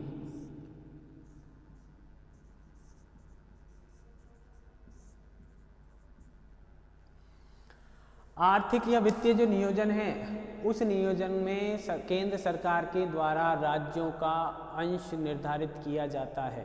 ठीक है, अभी जैसे जीएसटी लागू है तो जीएसटी राज्यों ने मांगी उतना नहीं मिल रहा है, या राज्यों का कोई हस्तक्षेप नहीं है वहाँ पर राज्य केंद्र द्वारा दिया गया जो अनुदान तो नहीं कहेंगे, राज्यों का जो शेयर है, अंश है, उस अंश के अनुसार ही राज्यों की आर्थिक मदद की जाएगी या उनको संसाधन या धन उपलब्ध करवाया जाएगा। और ये आपको पता ही होगा कि राज्य से जितना ले रहे हैं उतने अनुपात में उनको दिया नहीं जाएगा। यानी वित्तीय जो वर्गीकरण है या उसका वितरण जो किया जाएगा वो एक तरह से आय और व्यय के अनुपात में नहीं होता है। जितनी आय उतना व्यय ऐसा नहीं होता, जितनी इनकम उस राज्य से हो रही है उतनी ही उसके शेयर उसको दिए जाएं ऐसा नहीं होता है। तो इसको लेकर भी कई बार राज्यों में और संघ में मतभेद हो जाते हैं कि हमारी आर्थिक स्थिति के अनुसार हमें संसाधन उपलब्ध कराए जाएं, हमारी आर्थिक या वित्तीय सहायता की जाए, लेकिन केंद्र सरकार कई बार ऐसा नहीं करती है।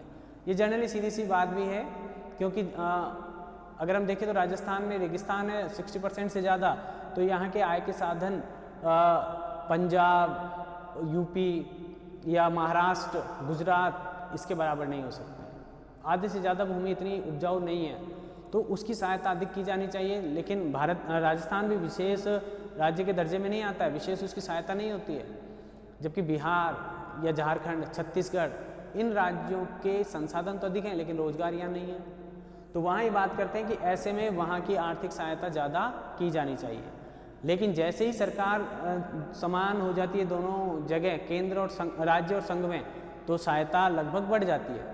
लेकिन जैसे ही सरकार बदलती है तो राज्यों की मांग बढ़ जाती है और केंद्र का जो खजाना है उतना ही कम होता जाता है। वो कहता है हमारे पास संसाधन इतने नहीं हैं या आपको इतना नहीं दिया जा सकता। तो इस प्रकार आर्थिक नियमों को या संबंधों को लेकर भी दोनों सरकारों के दोनों जो व्यवस्थाएं हैं केंद्र और संघ, उनके मध्य क्या हो जाता है, विवाद हो जाता है। ठीक है,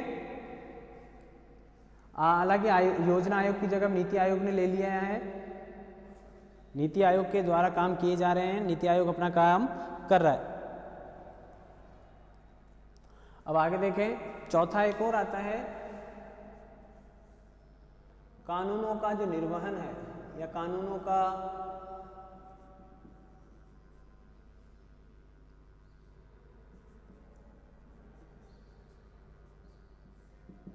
अब यहां पर नाम आता है इसका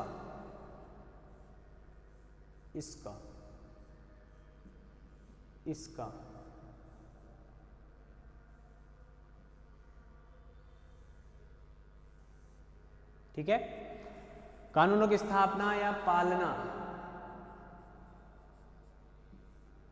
तो कई बार ऐसे आरोप लगते हैं कि ये जो सीबीआई है, ईडी है, इनके माध्यम से, इनकम टैक्स डिपार्टमेंट जो है उनके माध्यम से राज्यों पर या राज्य की सरकारों पर अनावश्यक दबाव बनाने का काम किया जाता है। जो चौथा जो विवाद है वो अर्धसैनिक बलों की तैनाती कर। देखो हमने बात की कि अगर आप राज्य के निर्देशों का पालन नहीं करेंगे तो राज्य क्या करेगा, आपके यहाँ व्यवस्था ये देखो व्यवस्था बनाए रखने के लिए सीआरपीएफ की नियुक्ति कर सकता है, सेना की नियुक्ति नहीं करेगा, सीआरपीएफ नियुक्त की जा सकती है अगर व्यवस्थाएं नहीं चल रही हैं तो। ठीक है, पहला, सेना तो अंतिम हो जाती है। ये मैं कैसे बताना चाह रहा हूँ कि जैसे इतिहास की बात करें तो अंग्रेज़ों के ज़माने में अंग्रेज़ भी क्या करते थे, हालांकि मैं आपको सिर्फ एग्जाम्पल दे रहा हूँ, आपके ध्यान में बैठ जाए ये बात। अंग्रेज़ भी क्या करते थे कि अंग्रेज़ों के द्वारा जो व्यवस्थाएं हैं, अंग्रेज़ों ने अव्यवस्था के नाम पर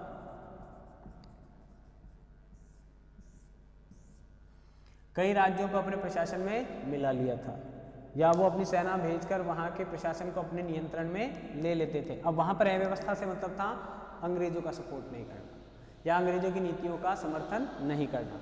ठीक है, बेगम हजरत महल का शासन हो, चाहे झांसी की रानी का हो, अलग अलग कारणों से, अलग अलग तरीक़ों से उन्होंने अपने साम्राज्य विस्तार को करने के लिए या भारतीय राज्यों को हड़पने की नीति का पालन किया।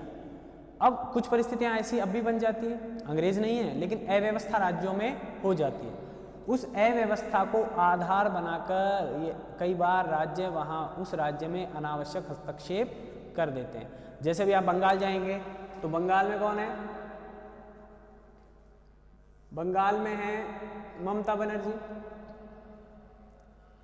कम्युनिस्ट पार्टी उनकी तृणमूल कांग्रेस है।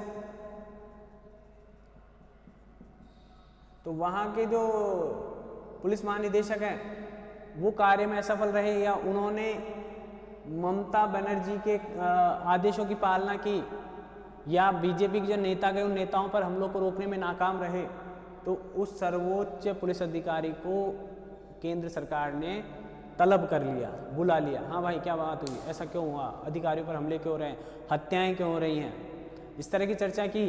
अब और फेवर ले रही है वहाँ पर कौन, ममता बनर्जी उसका पक्ष ले रही है।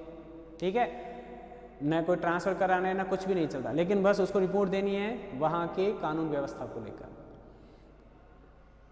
अगर दोनों राज्य सेम होते तो बात अलग थी, सरकारें सेम होती, लेकिन नहीं है। तृणमूल कांग्रेस अलग है और बीजेपी की सरकार अलग है, लेकिन वहाँ पर जो उनके दायित्व हैं उन दायित्वों से वो नहीं हो सकते। वो जो भी रिपोर्ट देनी है वास्तविक रिपोर्ट वो दे सकता है। वो नहीं कहेगा कि आप ममता बनर्जी के अगेंस्ट दें, या वो नहीं कहेगा कि आप किसी पक्ष को लेकर एक तरफा डिसीजन लें। जो व्यवस्थाएं हैं उनको बता दें, अटैक जो हुए बीजेपी नेताओं पर ही हो रहे हैं ज़्यादा, तो उनको लगता है कि बीजेपी के विरोध में राज्य सरकार काम कर रही है और वहाँ ममता बनर्जी को लग रहा है कि केंद्र सरकार अपनी शक्तियों का, पावर्स का प्रयोग करके मेरे उस अधिकारी को परेशान कर रही है। तो वहाँ पर इम्प्लीमेंटेशन जो होना है वो कहीं ना कहीं केंद्र सरकार के पक्ष में, ऐसा कहा जाता है। तो सीबीआई का उपयोग करके उन पर भ्रष्टाचार के मामले, आय से अधिक संपत्ति के मामले ईडी जांच कर रहा है। ठीक है, तो ये जो सरकारी संगठन है, सीआरपीएफ की नियुक्ति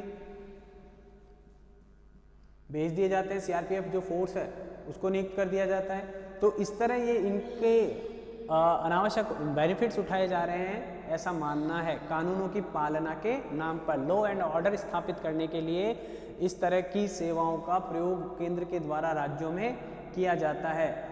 इन संस्थाओं का भी प्रयोग राज्यों को डराने के लिए, ऐसा कहा जाता है कि उनके लिए किया जा रहा है। ठीक है, भ्रष्टाचार की जांच करने के लिए तभी भेजा जाता है जब किसी सरकार का केंद्र सरकार से विवाद होता है। ठीक है, आगे चले। हालांकि सीबीआई पहले राज्यों की सहमति से ही सीबीआई में मामला जाता था। आजकल पहले केंद्र की अनुमति से ही किसी भी मामले में सीबीआई जाती थी। आजकल सुप्रीम कोर्ट ने व्यवस्था कर दी है कि राज्य की अनुमति या राज्य की आवश्यकता पर भी सीबीआई भेजी जा सकती है, उसमें केंद्र का कोई हस्तक्षेप होना नहीं चाहिए। लेकिन फिर भी सीबीआई की भूमिका राज्यों के पक्ष में कम है, केंद्र के पक्ष में ज़्यादा है, ऐसा माना जाता है। ऐसा विवाद का बिंदु कई बार आ जाता है। ठीक है, और देखें विवाद के बिंदु 2-3 और हैं, उनको ध्यान कर लें आप, ताकि आप कभी राज्यपाल बने या कभी आप सरकारी सेवाओं में जाएं तो उन बिंदुओं पर जरूर काम करें, उन्हें दूर करने का प्रयास करें। एक जो बिंदु आता है वो है राज्य सूची के विषयों में हस्तक्षेप।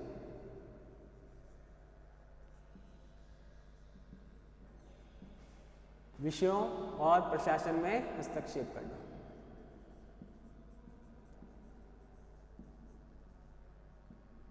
अब हमने बताया कि 249 के अंतर्गत किसी भी राज्य सूची के विषय को राष्ट्रीय महत्व का विषय घोषित कर दिया जाए और उसको घोषित करने के बाद राज्य सूची के महत्व को क्या कर दिया, राज्य सूची के विषय को राष्ट्रीय महत्व का घोषित कर दिया जाए तो उस पर कानून बनाएगा कौन, केंद्र। तो ये इसको कहते हैं राज्य की ये हमारे स्वायत्ता में या हमारी संप्रभुता जो है उन विषयों को लेकर वहाँ पर क्या कर दिया गया, हस्तक्षेप कर दिया गया। तो इस प्रकार इन व्यवस्थाओं को लेकर भी क्या किया जाता है, कई बार हस्तक्षेप माना जाता है। तो सही भी है, राज्य को पता ही नहीं होता कि कब वो किस कानून को बनाए और कब उस कानून को रद्द कर दिया जाएगा, हमें खुद को नहीं पता होता या राज्य कंफ्यूज हो जाता है। ठीक है, और अंत में जीत किसकी होगी, संघ के कानून की। एक और आता है कि ये जो बार बार जो ये राज्यपाल है, ठीक है, वो राष्ट्रपति के पास जो अनुमति लेना है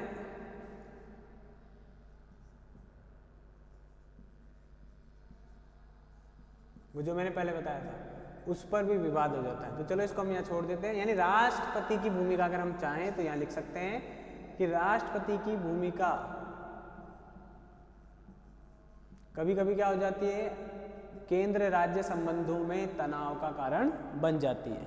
ठीक है, अभी जैसे हम बात करें कि इंदिरा गांधी सर्वाधिक राष्ट्रपति शासन जो लगे थे उन राष्ट्रपति शासन में राष्ट्रपति की भूमिका संदिग्ध रह गई कई बार।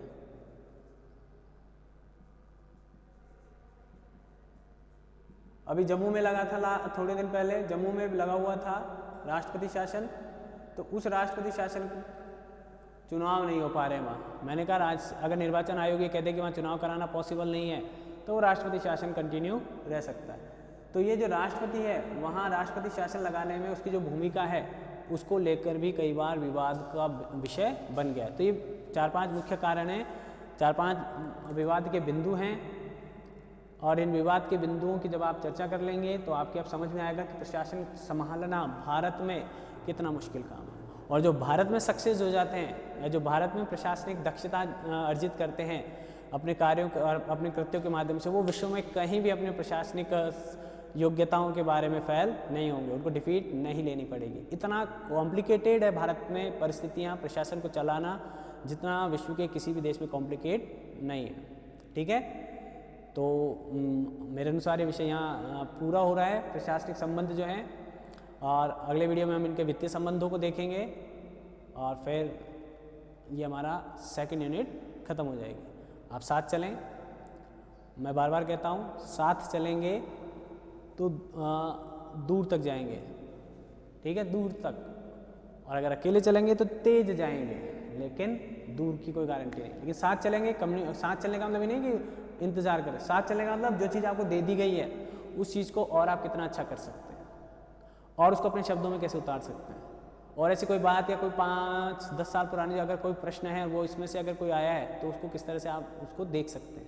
ठीक है, तो आपका ये काम हो जाएगा यहाँ। उसको कहते हैं साथ चलना। साथ चलना का मतलब डिपेंड होना नहीं है, साथ चलने का मतलब अपनी अपनी भूमिका का निर्वहन करते हुए चलना।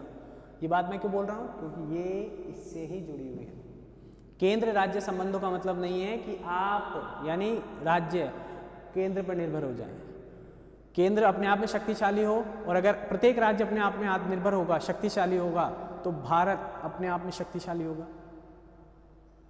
थोड़े से विवाद है उनको सुलझाते हुए आगे बढ़े, या थोड़ी सी कमियां, थोड़ी सी परिस्थितियां अनुकूल नहीं है, ठीक है, प्रतिकूल तो नहीं कहूँगा लेकिन अनुकूल नहीं है, ठीक है, उनको साइड में करते हुए जो चीज़ अवेलेबल है उस अवेलेबल चीज़ का बेस्ट क्या उपयोग किया जा सकता है, उस बेस्ट उपयोग को करते हुए साथ चलें, मॉडिफाई करें, कुछ जोड़ें, कुछ घटा दें, आपको जो आता है, ठीक है, जो आप बेस्ट कर सकते हैं उसको करें, लिखें, अपने शब्दों में लिखें। ठीक है, 2-4-5 साल के पेपरों को देखते हुए लिखें, आगे के कंपटीशन एग्जाम को देखते हुए लिखें। हालांकि मैं जो लिखा रहा हूँ वो पर्याप्त है, मैंने कहा नहीं कहा बहुत है, पर्याप्त है। पहले उसको तैयार कर लें, उसके बाद फिर और ऐड कर लें। ठीक है, आप ऐसा करेंगे, इसी उम्मीद के साथ फिर मिलते हैं अगले वीडियो में। तब तक के लिए धन्यवाद।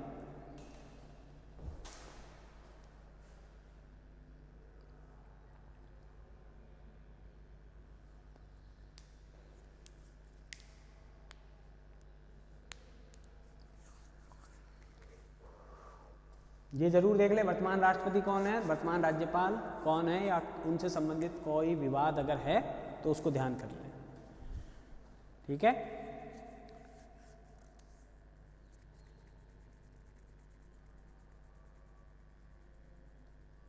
सेकंड यूनिट कंप्लीट होने के बाद हम देखेंगे कि हमारा जो फर्स्ट पेपर है शायद उसको देखें। जैसे ये टॉपिक खत्म होता है 2-2 यूनिट, अगर कहीं सिलेबस कम भी होता है तो फिर उसके अनुसार चलेंगे, लेकिन सेकंड यूनिट तक कंप्लीट काम है आपका। उसके बाद मिलते हैं और चर्चा करेंगे। ठीक है, स्टडी कंटिन्यू रखें बस, चाहे वो मिश्रा जी हों, चाहे कोई और हो, चाहे कोई और हो, चाहे कोई और हो। ठीक है।